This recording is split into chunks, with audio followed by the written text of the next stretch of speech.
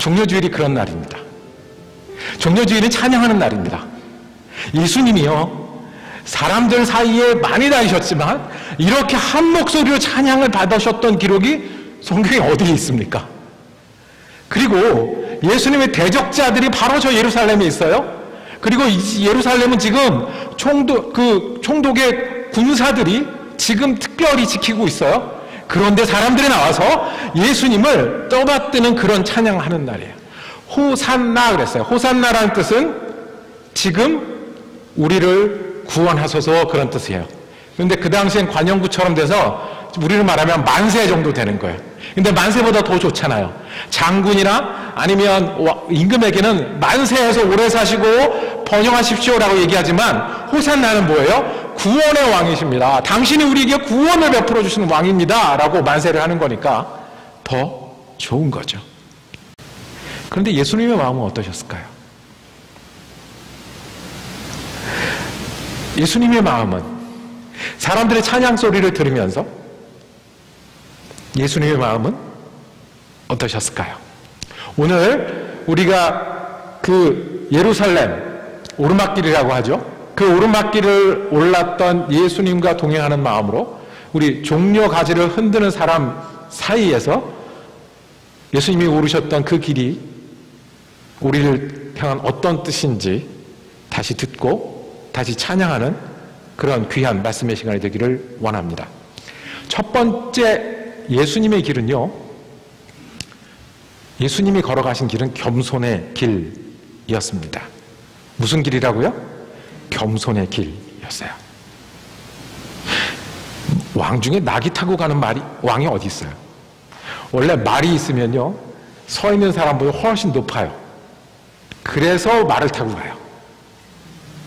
마차를 타는 거는, 왕의 마차는 똑같은 게 없잖아요. 그거밖에 없잖아요. 그러니 그걸 타요. 그런데 예수님이 왕이라서 타시긴 타셨는데 나귀를 타셨어요. 오늘 읽었던 교동문처럼 스가랴에 겸손하셔서 나귀를 나귀를 타는 게 겸손의 상징이면 내가 그거를 타겠다라고 하셨어요. 우리가 고르면 나귀를 고르겠습니까? 우리가 고르면 이 갈릴리 사람들을 앞세우고 들어가시겠습니까? 예수님은 자신이 겸손한 왕, 힘으로 오는 왕이 아니고 다스리고 누르려고 오는 왕이 아니라 평화의 소식을, 너희가 나 때문에 이제부터 평안할 거야 라는 소식을 전하기 위해서 오는 왕의 자리를 아셨어요. 그래서 왕은 왕인데 예수님이 거기에 순종하셨어요. 순종은 겉으로 드러나는 실천이고, 순종은 어떤 사람이 할 수 있어요? 우리가 순종하려고 애쓰고 순종하려고 밑줄 긋고 며칠 못 가는데, 겸손한 사람은, 하나님 앞에 겸손한 사람은 하나님의 뜻이 어디인 줄 알고 하나님이 우리에게 주신 게 어떤 줄 알면 거기를 가는데, 예수님이 나귀를 타고 가셨어요. 우습게도 보일 수 있고, 돌로 떡이 되게 하셔서 사람들을 모으실 수 있는 주님은 그렇게 안 하셨잖아요. 기적을 통해서 사람들을 감동시킬 수 있는데 기적 지나고 믿음 가져라가 내 가르침이다라고 하셨잖아요. 전하는 하나님의 구원, 하늘나라를 지금 여기 보일 수 있는데 그렇게 하지 않으셨잖아요. 보여주신 게 뭐예요? 나는 이제 여기 나귀 타고 올라가는 왕이야. 가서 십자가를 질 거야 라고 말씀하시는 거예요. 보여주시는 거예요. 예수님이 겸손하셔서 어디까지 겸손하냐 하면 우리에게 맞춰주시려고 하는 거예요. 그렇잖아요? 그래서 어디까지 맞춰주셨어요? 우리가 사는 대로 오신 거예요. 어떤 모양으로? 우리와 같은 모양으로 아기로 오셨어요. 그게 예수님의 겸손이에요. 예수님이요, 말을 하시고요, 말 통하지 않는 사람에게 여러 번 설명하시고요, 여러 번 설명해서 안 되는 사람 야단도 치시고 고쳐도 주시고 하시면서 누구에게 맞춰주신 거예요? 우리에게 맞춰주셨어요. 겸손하신 거예요. 그리고 지금 보여주시는 겸손은 우리가 원해요. 이렇게 하는 게 맞아요. 이렇게 됐으면 좋겠어요. 라고 날마다 기도하는 우리에게 하나님은 우리를 부르시는 길이 있고 그 길을 걷기를 원하시고 지금도 기다리고 계신다는 것을 우리 수준에 맞춰서 낙이 타고 오시면서 보여주시는 거예요. 그래서 예수님은 겸손의 왕이라고, 겸손의 길이라고 부르는 겁니다. 우리는 그 많은 핑계가 있어요. 그리고 그 많은 사정들도 있어요. 그 많은 힘도 있고 그 많은 생각들도 있고. 그런데 소리를 내기로 1등 하실 분이, 이 땅에서 힘을 가지기로 1등 하실 분이 하나님이 원하시는 그 길을 겸손하게 걸으셨어요. 겸손하기로, 힘이 제일 센 분을 왕이라고 해요. 제일 많이 가진 사람을 왕이라고 해요. 제일 겸손하신 분을 우리는 우리 왕 예수님이라고 해요. 두 번째로 예수님이 오르신 길은 우리를 위한 길이십니다. 누구를 위한 길이라고요? 우리를 위한. 우리를 위해서 고난당하시고 우리를 위해서 죽은 길입니다. 예수님이요, 이번에 예루살렘에 올라가면 어떤 일이 일어날지 예측 못하셨을까요? 누가복음 9장에 가면 예수께서 승천하실 기약이 차감해 예루살렘을 향하여 올라가기로 굳게 결심하시고 왔어요. 그리고 예수님은 마지막 밤까지 뭐라고 기도하셨어요? 저 꼭 이거 해야 합니까? 다른 길은 없습니까? 라고 기도했지 않습니까? 예수님은 누가복음 12장에 예루살렘에서 선지자들이 죽어나가는데 나도 그럴 거야 라고 암시하셨습니다. 그런데 그 길을 지금 오르고 계신 거예요. 사람들은 많이 있었고 목소리는 전에 없이 높았지만 아마 예수님은 되게 외로우셨을 거예요. 저 사람들이 찬양하고 기뻐하지만 조금 있으면 내가 고난당할 때 나를 조롱할 사람들이 더 많다는 것을 아마 그들 눈빛에서 보실 수 있었을 겁니다.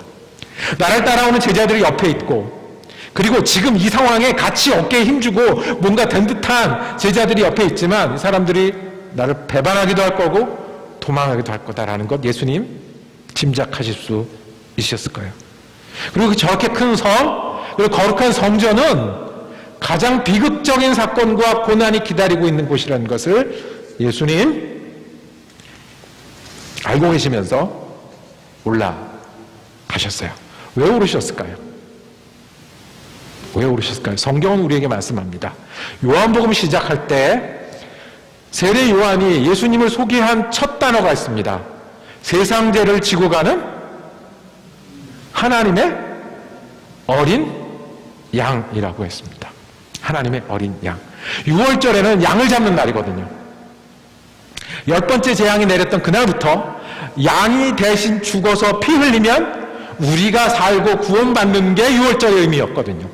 그래서 이스라엘 백성은 대대로 어떻게 예배드렸습니까? 내가 죄가 있고 내가 잘못이 있습니다. 그 대신에 내가 죽지는 못하고 양을 위해서 기도하고 양의 피를 흘리니까 이 생명을 받으시고 누구를 구원해 주세요? 나를 구원해 주세요. 나를 용서해 주세요. 이게 이스라엘 유대민족이 계속해서 드려왔던 예배 아닙니까? 그런데 예수님을 세상 죄를 지고 가는 어린 양이라고 말씀하셨어요. 유대민족은 예배드린다고 양을 몇 마리쯤 죽였을까요? 한 사람은 일생 동안 양을 몇 마리나 잡았을까요? 그렇다고 해서 죄의 문제가 해결됐을까요? 그렇다고 해서 하나님의 사람이 될 수 있을까요? 혹 그 중에 믿음이 있어서 예배를 정성스럽게 드린 사람도 있고, 지금 우리가 항상 고민하는 것처럼 형식이 가는데 마음이 안 가서 싸웠던 사람도 있었을 거예요. 그런데 하나님은 왜 그렇게 많은 양을 죽이고 또 죽이도록 놔두셨을까요? 나중에 누가 오실 거기 때문에, 예수님이 어린 양으로 오실 거기 때문에 수천, 수만, 수십만의 양이 그 전에 죽어갔습니다. 서부 쪽으로 차를 타고 여행을 하다 보면 관광지 중에 고스트 타운이라는 곳이 여러 곳에 있습니다. 한 군데가 아니라 여러 곳에 있어요. 왜냐하면 옛날에 여기에 마을이 있었어요. 근데 지금은 마을이 없어요. 한동안 사람들이 모였어요. 교회도 있었고 학교도 있었고 뭐 슈퍼마켓도 있었고 사람들이 모여 살았던 터는 있어요. 근데 지금은 없어요. 그 고스트 타운은 뭐 때문에 세워진 거예요? 네, 일하는 사람들이 갑자기 몰려드는 거예요. 그래서 마을이 됐어요. 일하는 사람들이 하기 시작해 땅을 평평하게 하기 시작했어요. 땅을 평평하게 돌을 갖다 부었어요. 돌을 갖다 붓고 거기다가 철로를 놨어요. 철로를 놨어요. 자그마치 서부에서 여기까지 오는데 철로를 놓는 기간만 6년. 사람들이 모자르니까 어디서 사람들을 데려왔어요? 중국 사람들을 데려다가 그래서 샌프란시스코에 살기 시작해서 그 철로를 놓기 시작했어요. 철로를 다 놔야 올 수 있는 게 있어요. 뭐죠? 기차예요. 철로를 놓는 것은 기차가 오기 때문에 놓는 거예요. 돌을 갖다 붓고 쇠를 갖다 옮기고 마을을 세우고 일하는 것은 기차 때문에 그런 거예요. 기차가 올 거니까. 양을 잡은 이유는 진짜 어린 양이 오기 때문에 그렇습니다. 양을 죽이고 피를 흘리고 예배한 이유는 진짜 어린 양이 피를 흘리고 예배할 거기 때문에 그렇습니다. 예수님이 오셨어요. 양을 가지고 예배를 하면 내년에 또 와야 돼요. 그렇죠? 돌아가는 길에 죄를 지으면 가서 또 양을 잡아야 돼요. 이거 계속해야 되잖아요. 사람이 양이 되면 대신 죽으면 어떻게 돼요? 사람은 자기 죄가 있으니까 자기 죄 때문에 죽어요. 그러니까 성경은 우리에게 말합니다. 죄 없는 대속물이 있어야 하고 그 대속물이 사랑과 은혜로 죽어야 그래야 용서를 받는 거예요. 죄 없는 대속물은 이론으로는 가능해요. 근데 어떻게 사람이 죄가 없을 수가 있어요? 그래서 오신 분이 예수님이십니다.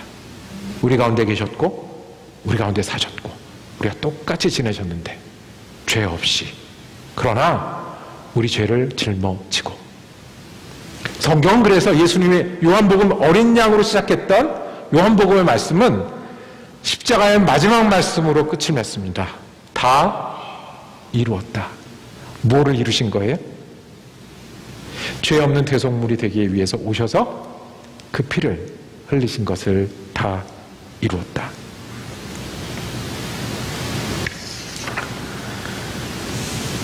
예수님은 고난당하셨어요. 고난의 끝이 십자가였어요. 왜 고난당했을까요? 우리가 고난 속에 살잖아요.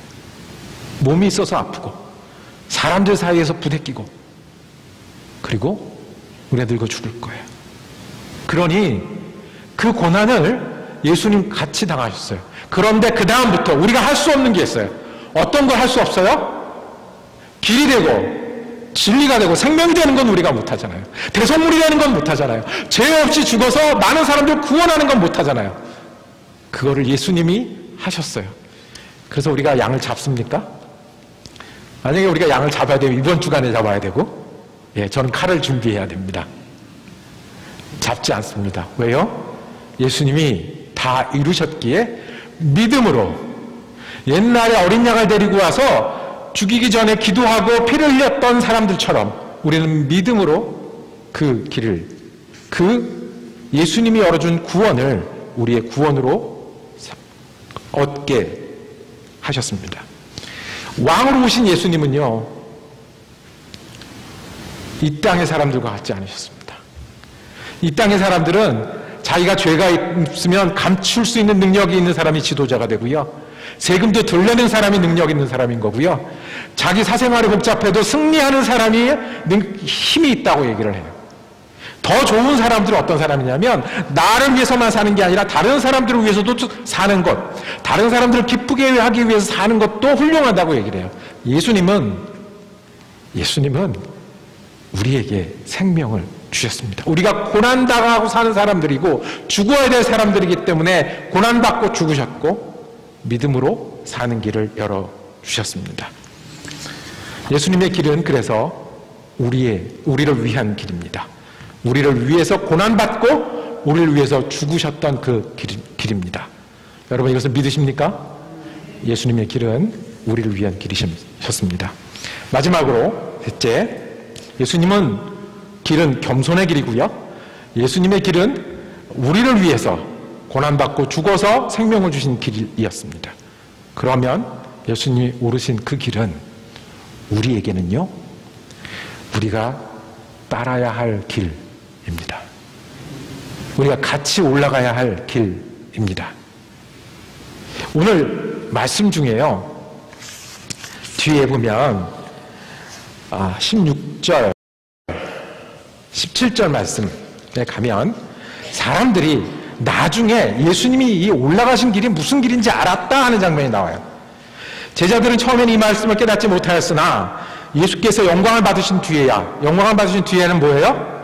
십자가에 죽으시고 부활하시고 승천하시고 한 뒤에야, 그래서 예수님이 그 길을 나귀 타고 올라가셨구나 라고 어떻게 했다고요? 회상했다고 그랬어요. 기억했다는 거예요. 다시 떠올렸다는 거예요. 그리고 17절에 예수께서 무덤에서 나사로를 불러내 죽은 사람께서 살리실 때 있던 사람들이 그 일어난 일을 증거. 17절 우리 함께 읽겠습니다. 또 시작. 또 예수께서 무덤에서 나사로를 불러내어 죽은 사람들 가운데서 살리실 때에 함께 있었던 사람들이 그 일어난 일을 증거했다. 그때는 몰랐는데 나귀 타고 가신 게 예수님이 겸손의 길이셨구나, 하나님을 순종하신 거였구나. 그때는 몰랐는데 우리를 위해서 죽으시러 고난받으러 올라가신 거였구나 회상하고 증언하기 시작을 했어요. 그 길 너 아니? 나 그 길 가봤는데 말이야. 그 길이 어떤 길인지 아니? 라고 얘기하는 거예요. 그 길이 어떤 길이냐 하면 예수님이 나사로를 살리셨던 것처럼 부활의 길을 가시던 거라고 증거하는 거예요. 자, 예수님이 나사로를 살리신 장면으로 우리 잠깐 돌아가 보면 그때 가장 예수님이 힘주어서 말씀하셔서 우리가 기억하는 말씀이 있어요. 나는 부활이요 생명이다. 그래서 나를 믿는 자는 죽어도 살겠고 살아서 나를 믿는 자는 영원히 죽지 아니할 것이다 라는 말이 뭔지 몰랐는데 다시 알겠다는 거예요. 그때 살리셨지, 그런 것처럼 살아나셨지, 그분이 어떻게 우리 앞서 살아나셨으니 우리도 살리시는 분이다라는 것. 그래서 거기를 오르셨고, 그래서 고난당하시고, 그래서 십자가를 지셨구나. 기억하고 믿음으로 우린 그 길을 같이 걷는 겁니다. 어떻게 해요? 첫 번째, 믿는 거예요. 예수님이 죽을 줄 알면서 나와 같이 고난받고 나와 같이 죽으려고 올라가셨으니 그 예수님이 나랑 함께 하시지 내 주님이지 라고 흔들리지 않는 거예요. 믿고 흔들리지 않는 게 예수님과 함께 예수님의 길을 올라가는 거예요. 예수님이 내 왕이십니다. 예수님이 올라가시면 나도 올라갑니다. 예수님이 내 왕이십니다. 나를 위해 오르셨으니 나도 오르겠습니다. 믿고 흔들리지 않으면 내가 예수님과 함께 그곳에 같이 올라가는 일입니다. 예수님은 그날 그 길을 오르셨습니다. 겸손의 길로 오르셨으니 우리도 예수님처럼 겸손해서 주님 따라 순종하는 사람 되기를 원합니다.